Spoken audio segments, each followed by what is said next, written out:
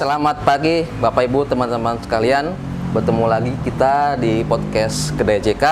Dan kali ini kita kedatangan tamu dari Bogor, Bang Sukmi gitu ya.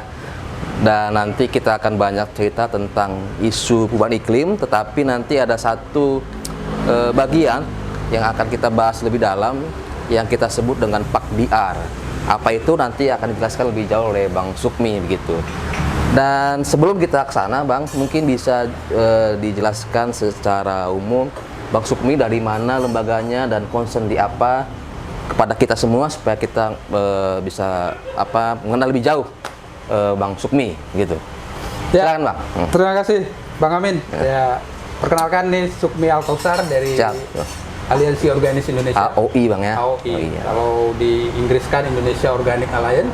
Indonesia Organic Alliance. Sebuah lembaga perkumpulan yang memang fokus kepada sektor pertanian organik, pengembangan pertanian organik dan perdagangan adil di Indonesia gitu. Dan ini base-nya di Bogor. Kantor kami ada di Bogor, area kerja di seluruh Indonesia. Indonesia gitu ya. Dan ini berdasarkan member Bang ya? Ya. Ada berapa anggota kita nih Bang? Sampai hari ini karena organisasi berbasis perkumpulan, kami ada 126 anggota. Se-Indonesia? Sampai hari ini ada di 19 provinsi 19 provinsi. Dan semuanya adalah yang concern di isu lingkungan, isu pertanian, termasuk di isu iklim gitu Bang? Betul.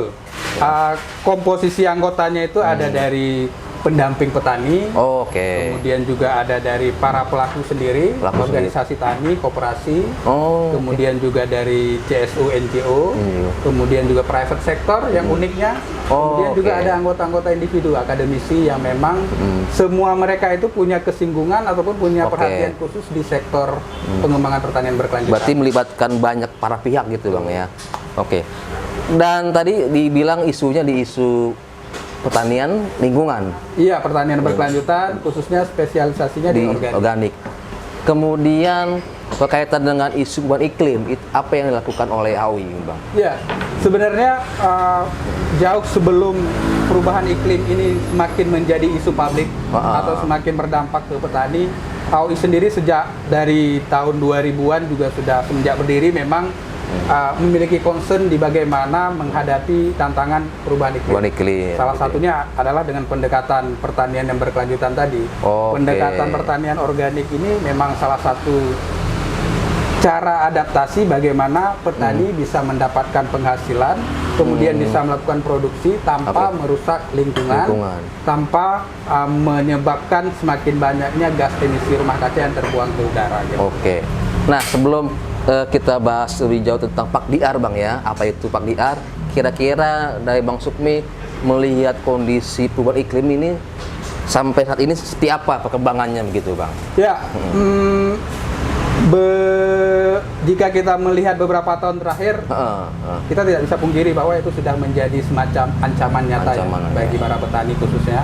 Kita melihat dengan sendirinya fenomena alam yang tidak bisa diprediksi lagi. Betul. Yang dulunya kita punya perencanaan tanam, setiap wilayah punya semacam kalender tanam. Sekarang udah berubah kacau gitu. Dulu kita bisa memprediksi musim hujan dari bulan ini ke bulan ini. Musim kemarau bulan ini sampai ke bulan selanjutnya. Tapi sekarang kita sekarang masih menikmati hujan yang sangat deras. Padahal ini sebenarnya kalau dulu transisi menuju musim kemarau. Gitu ya Bang. Nah, kemudian banyak hal ya Bang ya. Banyak hal yang bisa dilakukan dalam rangka adaptasi maupun mitigasi perubahan iklim, mengatasi dampaknya gitu ya. Dan salah satu pendekatannya adalah PAKDR gitu ya. Nah, kita masuk ke sini nih Bang. Itu sebetulnya apa? Pendekatan ini apa gitu? Apa definisinya dan itu apa hubungannya dengan perubahan iklim gitu? Ada banyak macam tools sebenarnya yang kita punya bagaimana untuk mengantisipasi ataupun semacam mitigasi untuk menghadapi perubahan iklim. Nah, tools tersebut sebenarnya juga menjelaskan upaya-upaya yang bisa dilakukan oleh community khususnya untuk menghadapi ataupun merencanakan sebelum perubahan iklim ini datang gitu. Nah, salah satunya ini PAKDR nih yang kita kenal nih, Participatory Assessment untuk Climate Risk dan Disaster ya. Bagaimana penilaian berbasis partisipatif. Partisipatif artinya melibatkan banyak pihak Masuk bukan hanya satu pihak gitu. petani juga pasti ya, Petani, masyarakat lokal. pengambil kebijakan di tingkat lokal, kemudian juga para ibu rumah tangga, wanitanya, pemudanya, semuanya bisa terlibat untuk menganalisis atau menilai sebenarnya potensi adanya resiko perubahan iklim di wilayah mereka. Ataupun potensi adanya bencana di wilayah mereka itu bisa terdeteksi lebih awal. Berarti ini memang di di aspek pencegahan kah atau? Ya, itu lebih kepada bagaimana preventifnya. Preventifnya gitu. Berdasarkan pengalaman-pengalaman yang lalu. Mereka kan punya pengetahuan lokal. Pengetahuan lokal ya. Bagaimana masyarakat ini dari zaman dulu sampai dengan perkembangan beberapa tahun sekarang. Fenomena apa yang terjadi di komunitas mereka. Itu akan menjadi pembelajaran yang penting. Nah, dari situ mereka bisa menilai sejauh mana resiko yang akan mereka hadapi ke masa yang akan datang. Nah, kira-kira itu Bang, caranya gimana gitu? Itu kan kita bilang gambaran umumnya gitu ya. Nah, caranya bagaimana gitu? Apakah kita memanggil semua para pihak tadi, mengadakan pertemuan, atau mengikuti kegiatan petani langsung, atau bagaimana untuk bisa dapat penilaian itu? Ya.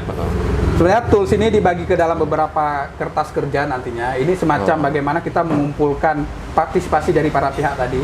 Jika kita berbicara komunitas lokal, katakanlah dusun atau desa, di situ ada pemerintah desanya, kemudian juga ada kelompok taninya. Masuk Karang Taruna mungkin itu Bang? Iya, Karang Taruna untuk mewakili anak muda, kelompok wanitanya yang cenderung rentan dengan perubahan iklim. Kemudian juga nanti ada para intinya adalah melibatkan semua stakeholder. Itu kata kuncinya Bang ya. Semua partisipatori itu di situ. Partisipatif. Jadi ada multi pihak yang terlibat. Nah, mereka akan duduk bersama, kemudian menyusun semacam penilaian bagaimana kondisi daerah mereka. Saya di desa itu gitu ya. Potensi resiko apa saja yang terjadi. Nah, nanti itu bisa dipilah lagi nih, apakah mau difokuskan ke isu pertaniannya, atau ke isu bencananya. Karena perubahan iklim ini kan nggak hanya berdampak ke sektor pertanian, tapi juga ke bencana alam dan macam-macam gitu. Apakah itu banjir, kekeringan, atau tanah longsor, macam-macam gitu. Nah, itu saling berhubungan. Nah, kalau kita berbicara pertanian, itu akan sangat vital juga di saat metode ini bisa memprediksi ataupun menilai resiko yang akan terjadi ke sektor pertanian. Sehingga para petani ini punya antisipasi, punya mitigasi gitu. Atau juga bisa, walaupun mitigasinya sudah tidak bisa, tetapi bisa beradaptasi. Itu kata kuncinya sebenarnya. Di saat gagal panen, ternyata ada alternatif usaha lain. Itu bagian dari adaptasi. Sehingga penghasilan keluarga tidak terganggu. Nah, itu biasanya berapa lama tuh Bang pelibatan untuk akhirnya bisa tahu dampaknya nanti ke pertanian kah, ke bencana kah, itu butuh berapa lama gitu Bang? Ya, proses Pakdiar ini sendiri bisa dilakukan selama 3 sampai 5 hari gitu. 2 sampai 3 hari. Nah, tergantung nanti kesediaan waktu dari para pihak. Gitu ya. Mereka bisa bersepakat, kita akan selesaikan 1 hari penuh selama 3 hari. Memungkinkan. Tetapi jika beberapa pihak mungkin ada kendala terkait jadwal, karena ada kesibukan, kita bisa mulai setengah hari selama 5 hari. Sehingga nanti pada akhirnya itu akan keluar semacam kertas rekomendasi yang akan menjadi acuan para pihak ini dalam fungsinya masing-masing di desa gitu. Kalau pemerintah desa ya mesti ngapain, mengeluarkan kebijakan yang benar-benar mengantisipasi terjadi ini. Si petani juga menyiapkan apa aja adaptasi yang mesti dilakukan. Nah, kemudian juga si kelompok-kelompok yang lain juga punya peran masing-masing. Gitu. Dan ini juga bisa diajukan ke para pihak yang lebih atas lagi. Naik ke atas gitu ya. Dinas terkait. Berarti ini juga termasuk advokasi kebijakan juga ya. Betul. Misalnya tadi kalau Pemdes atau kabupaten, dia bisa kebijakan apa yang dalam rangka pelindungan tadi gitu ya, mencegah itu tadi ya. Betul, ini nilai plusnya adalah dokumen ini bisa dimasukkan ke dalam RPJMDes. Nah, rencana pembangunan desa. Kemudian jika sudah termasuk dalam dokumen tersebut, ini menjadi acuan dari pemerintah desa untuk melakukan intervensi. Termasuk dukungan dari pemerintah kabupaten ataupun pemerintah pusat menyesuaikan dengan kebutuhan desa. Gitu. Itu berarti memang ini pendekatan sebetulnya manfaatnya cukup banyak gitu Bang. Karena tadi melibatkan banyak pihak gitu ya. Nah, Awi sendiri punya pengalaman di mana Bang mengadakan Pakdiar gini? Ya, beberapa bulan yang lalu di tahun 2024 kami melakukan 2 kali workshop sebenarnya. Satu di Yogyakarta, di Kabupaten Bantul, di Desa Gilang Harjo. Itu fokus kepada bagaimana penilaian resiko perubahan iklim di sektor pertanian. Isu yang mereka hadapi adalah kekeringan di masa musim kemarau dan kebanjiran di musim hujan. Itu yang menjadi isu utama. Kemudian yang kedua, pada Agustus 2024 kami juga melakukan di Jawa Tengah, di Kabupaten Klaten, di Desa Pundungan. Itu juga isu pertanian isunya pertanian juga. Karena memang kalau kita bicara di Pulau Jawa, umumnya masalah pertanian yang menjadi salah satu sektor yang berdampak di perubahan iklim itu. Itu kan tahun lalu Bang ya. Kira-kira di bulan ini dampaknya sudah mulai terlihat atau bagaimana ya? Setelah semua para pihak ikut kegiatan ini gitu, ada hasil nyata yang bisa dilihat gitu. Ya, pasca dari pelatihan tersebut, hal yang dilakukan oleh masyarakat tentunya satu tadi menuangkan itu ke dalam dokumen kebijakan desa. Kemudian yang kedua, dari sisi kelompok tani mereka semakin aware nih, semakin sadar nih.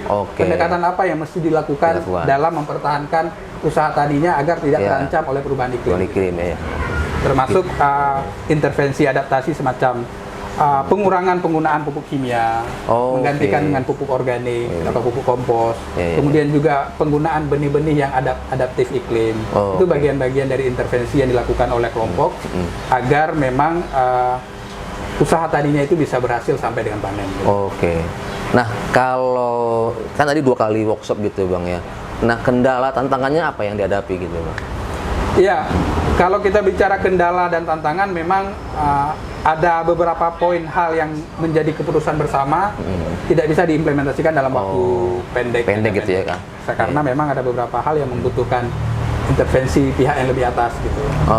Dan itu agak sulit diterapkan untuk jangka pendek. Mungkin itu akan butuh waktu. Misalnya isu banjir misalnya.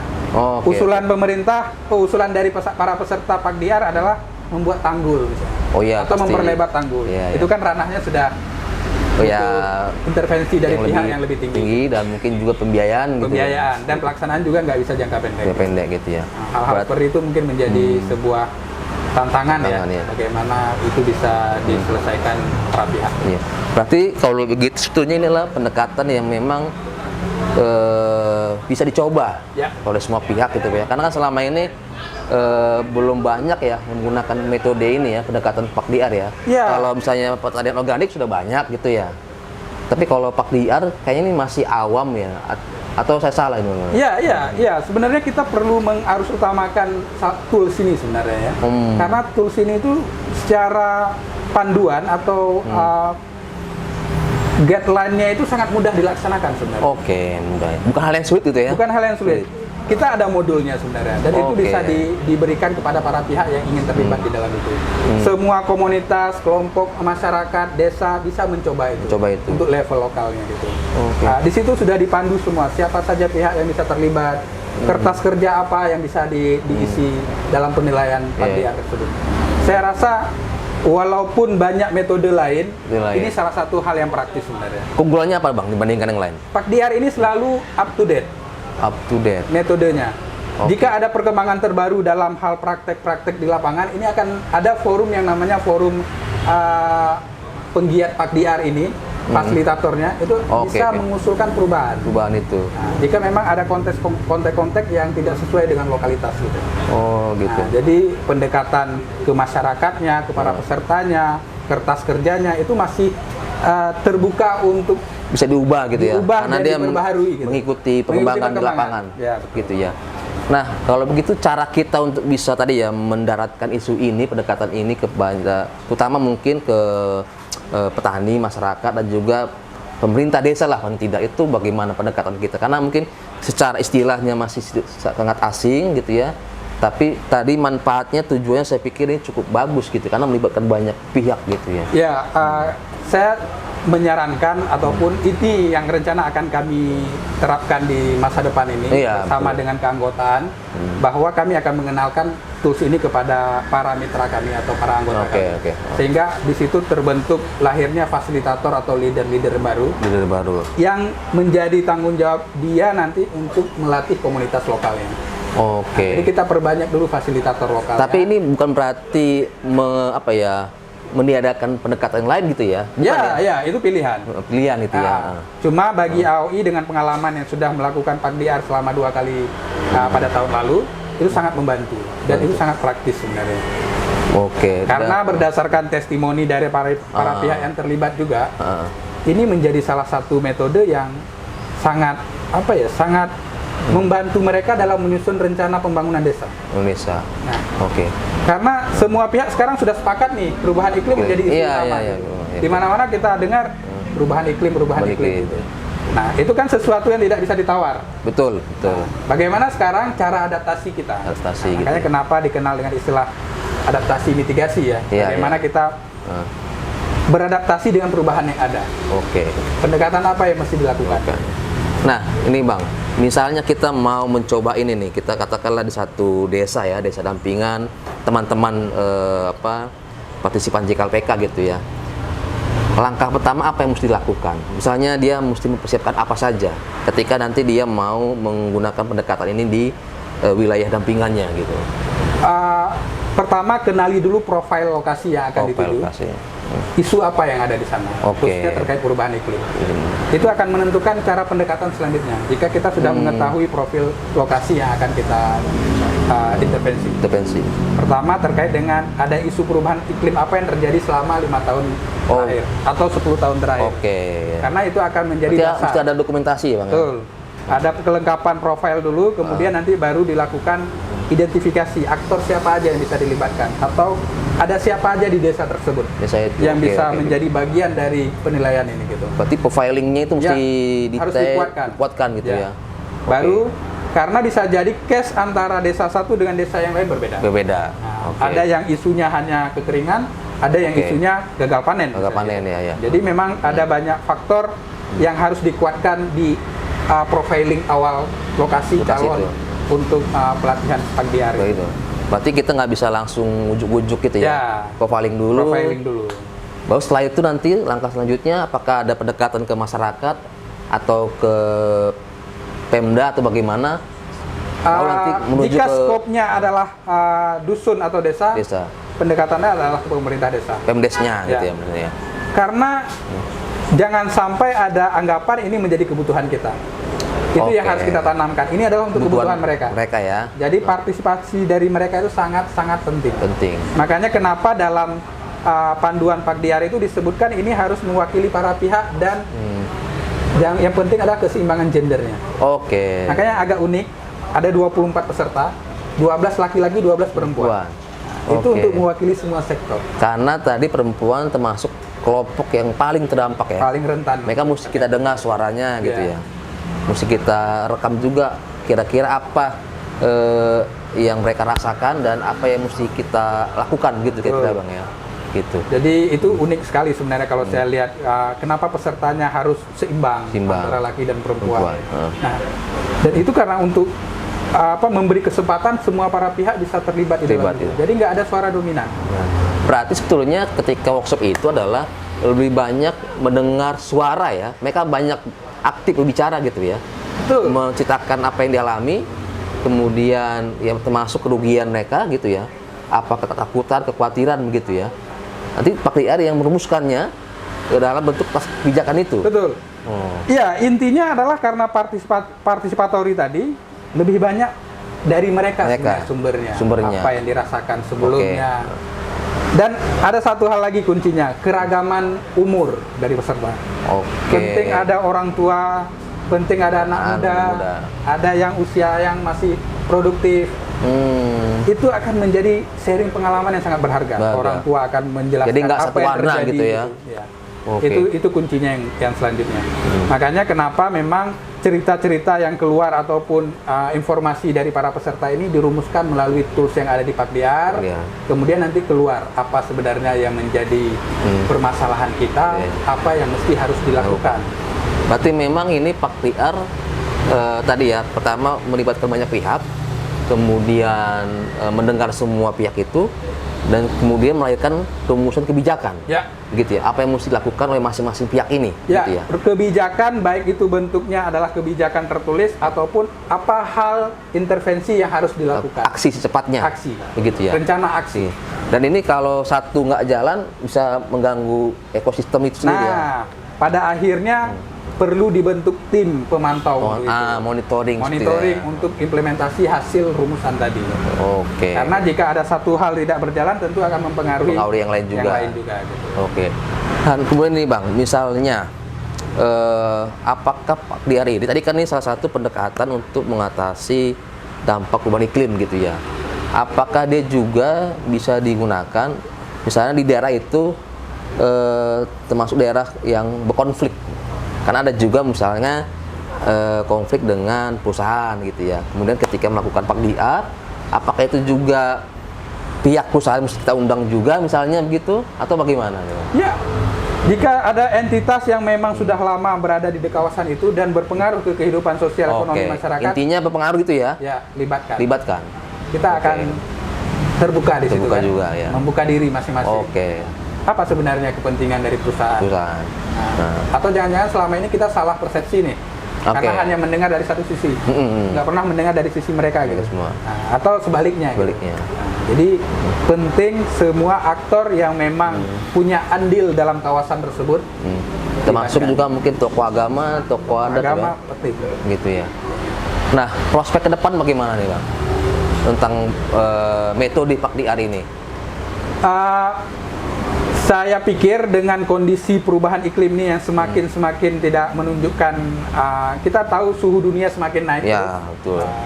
Itu menjadi hal yang perlu diambil tindakan segera. Ya. Dan PAKDIAR ini menjadi salah satu tools.